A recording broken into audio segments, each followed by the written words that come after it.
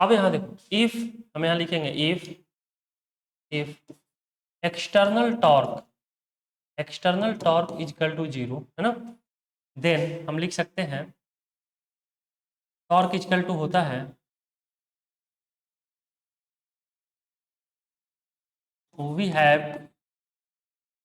Torque is equal to होगा, ठीक है ना, dl अपॉन dt, है ना। तो यहाँ से हमारे पास जो आएगा dl अपॉन dt की बात करें तो यहाँ टॉर्क 0 हो जाएगा, तो इसका मतलब हो गया dl अपॉन dt 0 हो जाएगा, है ना।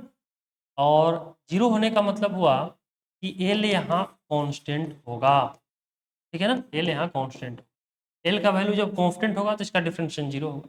यानी क्लियर है कि यहाँ हमारे पास l कांस्टेंट होगा। ये तब पॉसिबल है जब हमारे पास एक्सटर्नल टॉर्क किसी पार्टिकल पर 0 हो।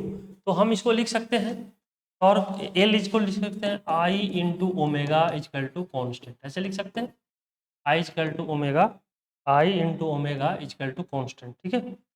I into omega is equal to constant आ गया। इसको ऐसे भी लिख सकते हैं, एक रिलेशन तो हमको ये पता ही हो गया, और इसी को ऐसे लिख सकते हैं I1 omega 1 is equal to constant. उसी तरह सेकंड पॉइंट के लिए लिख सकते हैं I2 omega 2 is equal to constant, है ना। तो ये दोनों कॉन्स्टेंट इक्वल है, तो ये दोनों भी इक्वल होगा, तो हम लिख सकते हैं I1 omega 1 is equal to I2 omega 2। ये रिलेशन ध्यान रखना है ना। इसका कुछ एग्जाम्पल हम लोग देख सकते हैं, और वो बड़ा सिंपल है। जैसे देखो हमारे पास क्या है कि यहाँ से, ठीक है ना, यहाँ ले लेते हैं, यहाँ हमारे पास है कि देखो, अगर मान लो कि कोई इस तरह का मूव करता हुआ प्लेटफॉर्म है और इस पर कोई मैन है ना, और ये जो है इस पर रोटेट कर रहा है। अब इसका जो है दो मास है, यहाँ एक मास पकड़े हुए हैंड से और एक मास यहाँ पकड़े हुए है ना। एक तो एक कंडीशन है, इसका मास सेम है ना। चलो एक और, ए रोटेट कर, अब क्या होगा देखो, यहाँ जो है ना दूसरा कंडीशन हो सकता है, यही मैन है, ठीक है, और ये जो है अपने हैंड को अब जो है क्लोज कर लिया, यहाँ हो गया और ये यहाँ हो गया, ठीक है ना। जैसे मान लो ऐसे पहले रखा है पकड़े हुए, ऐसे मास देखो, ऐसे मास पकड़े हुए है ना, और जिस प्लेटफॉर्म पे खड़ा है वो रोटेट कर रहा है ऐसे, ठीक है, और फिर ऐसे क्लोज कर लिया, ऐसे किया फिर ऐसे क्लोज कर लिया, ठीक है। तो फर्स्ट केस में ऐसे, ठीक है, तो फर्स्ट केस में मोमेंट ऑफ इनर्शिया अगर हम ए रोटेट कर रहा है, ठीक है ना, तो इसका मोमेंट ऑफ इनर्शिया I1 मान ले, और ए रोटेट कर रहा है, इसका मोमेंट ऑफ इनर्शिया I2 मान।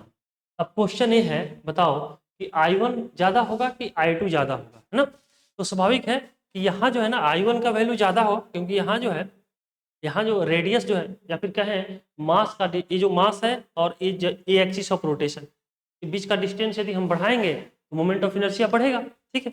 तो हम कह सकते हैं कि इस केस में I1 ग्रेटर देन I2 है, ठीक है, I1 ग्रेटर देन I2। अब हम एक रिलेशन जानते हैं, वी हैव, ध्यान देना, I omega is equal to constant, है ना, और कांस्टेंट को अपन c मान ले, ठीक है। तो यहाँ से omega is equal to c upon I आ जाएगा, यानी ओमेगा और i में क्या रिलेशन होगा, इन्वर्जल रिलेशन होगा।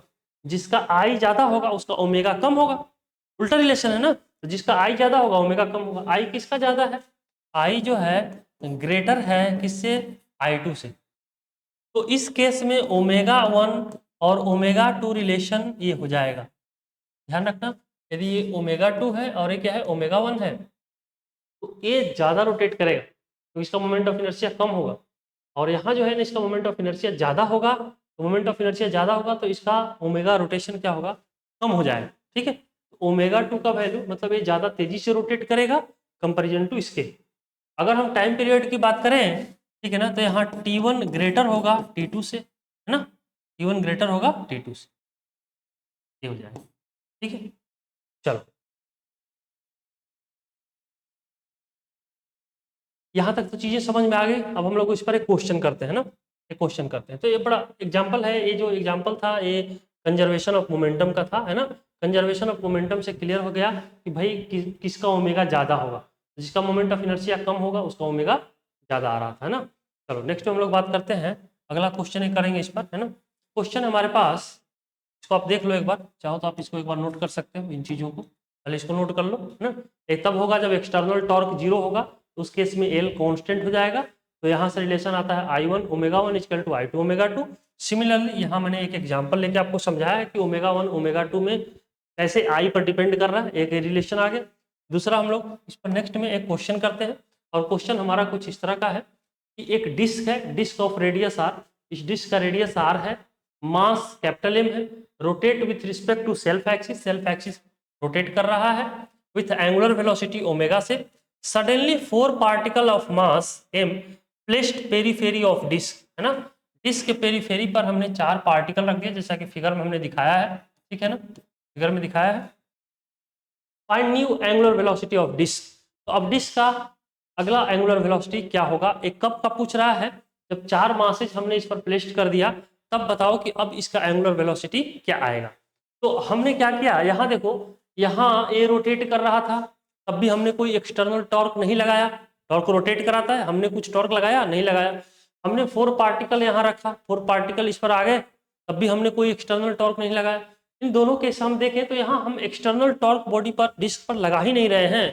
तो जब एक्सटर्नल टॉर्क हम नहीं लगा रहे हैं, इस केस में क्या होगा, हमारा एंगुलर मोमेंटम कंजर्व रहेगा नहीं रहेगा, तो तुम कहोगे रहेगा। अभी हमने पढ़ा है कि यदि एक्सटर्नल टॉर्क 0 हो जाए तो एंगुलर मोमेंटम कंजर्व रहेगा। तो यहाँ अगर हम बात करें, ठीक है ना, सोल्यूशन करते हैं इसका, ठीक है ना, इसको सॉल्व करते हैं। अभी हमने रिलेशन पढ़ा है I1 ω1 इक्वल टू I2 ω2, यही है ना, यही है भाई, चलो ठीक है। तो अब हम लोग क्या करते हैं कि जब ये 4 पार्टिकल इस पर नहीं आया था, यानी ये इनिशियल कंडीशन हो गया और ये फाइनल कंडीशन, या फर्स्ट पोजीशन कह लो, इसको सेकंड पोजीशन कह लो डिस्क का। तो फर्स्ट पोजीशन में यदि सेल्फ एक्सिस के अलोंग ये रोटेट करता है, तो डायरेक्ट फार्मूला है कि कोई भी डिस्क सेल्फ एक्सिस के अलोंग यदि रोटेट करेगा, उस केस में उसका मोमेंट ऑफ इनर्शिया जो आता है mr²/2 के बराबर आता है, हमने बताया है। तो I1 का वैल्यू आ जाएगा mr²/2, है ना, और ω1 तो ओमेगा से कर रहा है तो ओमेगा रख लिया इक्वल टू। अब यहाँ I2 देख लो, अब I2 के बाद देखो, अब I2 में एक तो ये रोटेट कर ही रहा था अपने एक्सिस के अलोंग, तो इसका तो हो जाएगा mr²/2 डिस्क के लिए, और प्लस अब इसका भी तो मोमेंट ऑफ इनर्शिया आएगा इस मास का, तो इस मास के लिए क्या हो जाएगा m इंटू ए डिस्टेंस के स्क्वायर, तो भाई हो जाएगा m, और यहाँ से यहाँ तक का डिस्टेंस कितना है बताओ, इसके रेडियस के बराबर ही होगा ना, तो m स्मॉल m, ध्यान देना, स्मॉल m r², और उसी तरह इसके लिए भी आ जाएगा स्मॉल m r², उसी तरह थर्ड के लिए भी आ जाएगा भाई m r², फोर्थ के लिए भी m r², और इनटू यहाँ अगर मान लेते हैं हम ω2, तो ω2 हमें निकालना है, बहुत बढ़िया। तो अब देखो क्या कैंसिल हो जाएगा, r² सभी में है, कैंसिल कर लो यार, r², एक r² इसमें से कॉमन ले लिया, कैंसिल हो गया, तो m plus m plus m plus m 4m बचा, तो इधर हो जाएगा m प्लस 2 से कर लो आप, तो 8m/2, 4m इंटू 2 को मल्टीप्लाई किया 8m/2 आई इंटू ω2, और इधर क्या बच गया बताओ m/2 इंटू ओमेगा। अगर हम 2 और 2 कैंसिल कर लें तो हमारे पास क्या आ जाएगा m/m plus 8m equal to ω2, यही आ जाएगा, ठीक है ना, ठीक है, इसको समझ लेना। यहाँ देखो m plus m plus m plus m 4m तो हो जाएगा ना, और m/2 प्लस 4m को सॉल्व करेंगे तो यही रिजल्ट आएगा m प्लस 8m/2, तो 2 कैंसिल हो जाएगा, ये आता। तो ω2 का वैल्यू हमको पता हो गया जो हमसे पूछ रहा था, है ना। अब हम लोग नेक्स्ट क्वेश्चन की बात करेंगे, यहाँ तक तो समझ में